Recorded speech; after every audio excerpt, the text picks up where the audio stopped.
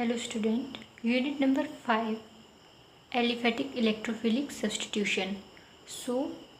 ये आपके पास organic chemistry MSc first sem का कोर्स है, ठीक है। उसका यूनिट नंबर 5 है। हमने ऑलरेडी एलिफेटिक न्यूक्लियोफिलिक सब्स्टिट्यूशन के बारे में पढ़ लिया है, ठीक है। अब हम पढ़ेंगे इलेक्ट्रोफिलिक सब्स्टिट्यूशन के बारे में। जो इस यूनिट के इम्पॉर्टेंट क्वेश्चंस है वो कुछ इस तरीके से है, ठीक है। तो आप इनको एक बार अच्छे से देख लीजिए। ये आपके पास इम्पॉर्टेंट क्वेश्चंस है फॉर दिस एक्सरसाइज, और इसका जो पेपर है प्रीवियस ईयर क्वेश्चन पेपर, वो भी आप जाकर प्लेलिस्ट में देख सकते हो। प्रीवियस ईयर क्वेश्चन पेपर मैंने वहाँ पर अपलोड किए हैं, ठीक है, एमएससी से रिलेटेड। तो वहाँ पर जाकर आप इसको देख लीजिए, ठीक है। Electrophilic substitution. When the substitution involve attack by an electrophile or the substitution reaction which are initiated by electrophiles is called electrophilic substitution. Simple है, जब हमारे पास एक सब्सटीट्यूशन हो रही किसके द्वारा, इलेक्ट्रोफाइल के अटैक के अनुसार, तो उसे हम कहते हैं इलेक्ट्रोफिलिक सब्सटीट्यूशन, राइट। जैसे हमने यहाँ पे एग्जांपल दिए, हमने यहाँ पे इलेक्ट्रोफाइल यहाँ पे ऐड किया है, ठीक है, और हमारे पास बन गया chlorobenzene plus H positive proton. ये इसका एग्जाम्पल हो गया। फिर आता है aliphatic electrophilic substitution. Biomolecular mechanism Sc2 and Sci। ये इतना इम्पोर्टेंट है नहीं, तो हम डायरेक्टली करेंगे यूनिमोलिकुलर मैकेनिज्म Sci, ठीक है। Sci का क्या मतलब होता है? Sc स्टैंड करता है हमारे पास substitution, E stand for electrophilic and 1 means unimolecular. तो ये हो गया Sci का मीनिंग।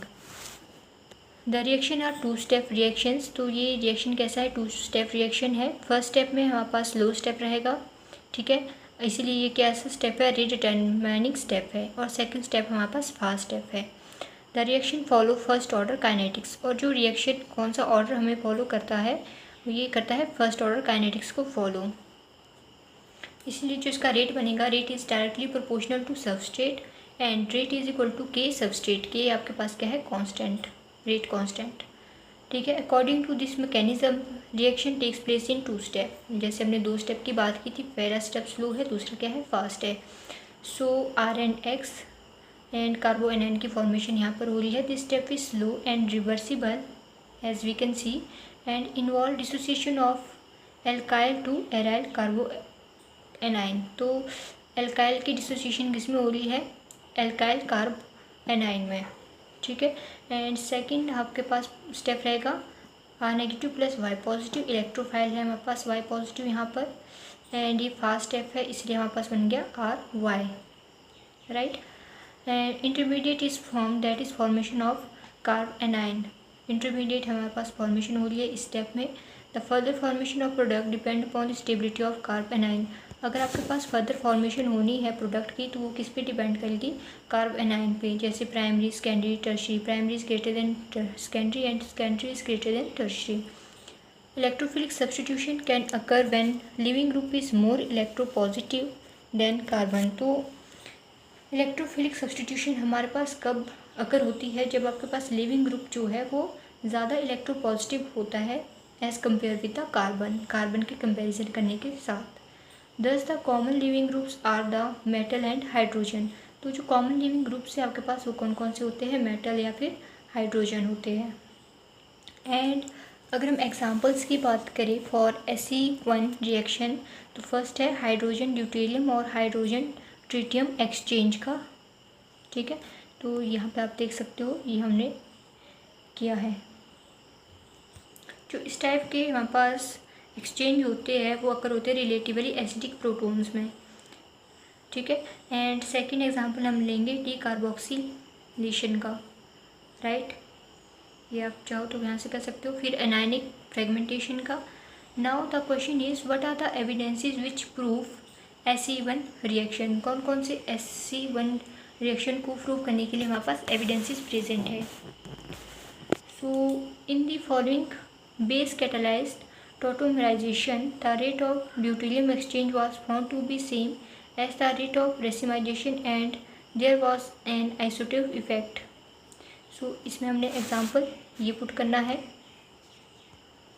देन आता है SNI रिएक्शन का। SNI reaction do not occur at bridge head carbons in 2 to 1 bicyclic system that therefore planar carbocations can't form at these carbons. Carboanion not stabilized by resonance need not to be planar. Hence, SE1 reaction should readily occur at bridgeheads. Second है SC2 bimolecular electrophilic substitution. SC2 stand for substitution electrophilic and bimolecular. It occur in single step. ये single step process है and reaction follow करता है second order kinetics को। And rate of reaction depend upon the concentration of both the substrate as well as electrophile as we can see this one. ठीक है, तो rate किसके ऊपर depend कर रहा है? सबस्ट्रेट के ऊपर भी और इलेक्ट्रोफाइल के ऊपर भी। ठीक है, इंटरमीडिएट आर नॉट फॉर्म्ड, इसमें इंटरमीडिएट की कोई भी फॉर्मेशन नहीं होगी। There is the formation of transitions where old bonds are broken and new bonds are formed. Means इसमें क्या हो रहा है, आपके पास कोई भी इंटरमीडिएट की फॉर्मेशन नहीं हो रही है जैसे हमने SC1 के केस में देखी थी, बट यहाँ पर फॉर्मेशन होगी ट्रांजिशंस की। ओके, जहाँ पे आपके पास ओल्ड जो बॉन्ड्स होंगे वो क्या हो जाएंगे, टूट जाएंगे, और जो न्यू बॉन्ड्स है वो पैदा होंगे, मतलब कि इनकी फॉर्मेशन होगी। ठीक है, attack of entering group may or may not be back attack because attacking species is an electrophile which brings to the substrate only a vacant orbital causing no repulsion, so both attack are possible. So SE2 reaction mainly आपके ऑर्गेनोमेटेरिक species के द्वारा किए जाते हैं, उसमें पाए जाते हैं। ठीक है, एंड मैकेनिज्म की अगर हम बात करें, the mechanism of SE2 is analogous to the SN2, जो हमने ऑलरेडी पढ़ लिया है SN2 मैकेनिज्म। ठीक है, इन SN2 mechanism the attack of entering group can takes place only from the back side of the living group due to the repulsion between electron bonds. तो SN2 में हमें पता है कि जो आपके पास न्यूक्लियोफाइल है, ठीक है, वो अटैक कहाँ करेगा, आपके बैक साइड से अटैक करता था लिविंग ग्रुप के ऊपर। ऐसा क्यों हो रहा था? क्योंकि उसमें क्या होती है, रिपल्शन होती है इलेक्ट्रॉन क्लाउड्स के बीच में।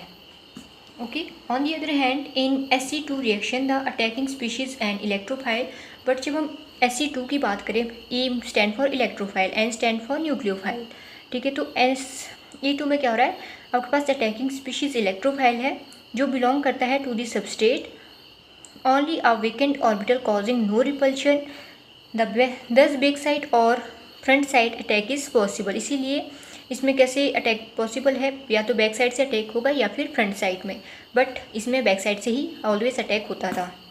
ठीक है ना। In the attack, if the attack occurs from the front side, then the mechanism is called SE2 front side, and if the attack occurs from the back side, the mechanism is called SE2 back side. So simple है, अगर आपके पास species attack कर रही है front side से, ठीक है, SE2 reactions में, तो वो हमारे पास कैसे रिएक्शन होंगे, SE2 फ्रंट साइड के रिएक्शंस होंगे। अगर आपके पास अटैक हो रहा है बैक साइड से, तो मैकेनिज्म आपके पास क्या कहलाती है, SE2 back side mechanism. Right, जैसे हम यहाँ पे एग्जांपल देख सकते हैं। ये जो आपके पास एग्जांपल है, ये है SE2 फ्रंट साइड का एग्जांपल। ठीक है, इसमें आपके पास जो इलेक्ट्रोफाइल है, दिस इज Y, इसमें जो इलेक्ट्रोफाइल है ये अटैक करा है फ्रंट साइड से, इसलिए कैसा अटैक है, front side, and reaction of configuration इसमें यहाँ पर आपके पास रीच हो रही है। ठीक, और ये आपके पास एग्जाम्पल रहेगा SE2 बैक साइड के लिए। यहाँ पे आपके पास जो इलेक्ट्रोफाइल है वो अटैक करेगा बैक साइड से कार्बन के ऊपर। ठीक है, और ये हमारे पास लेता है इन्वर्जन ऑफ कन्फिग्रेशन। राइट, अब अगर हम एग्जाम्पल्स की बात करें, example of SE2 back and SE2 front, तो यहाँ पे आपके पास रहेंगे एग्जाम्पल। ठीक है, टर्शरी ब्यूटाइल ट्राइन्यू पेंटाइल का ये एग्जाम्पल है। ठीक है, सो आप इसको एक्सप्लेन कर सकते हो, and this is the example for SE2 reaction for front side. ठीक है, रिटेंशन कन्फिग्रेशन यहाँ पर हो, यहाँ पर है इन्वर्जन ऑफ कन्फिग्रेशन।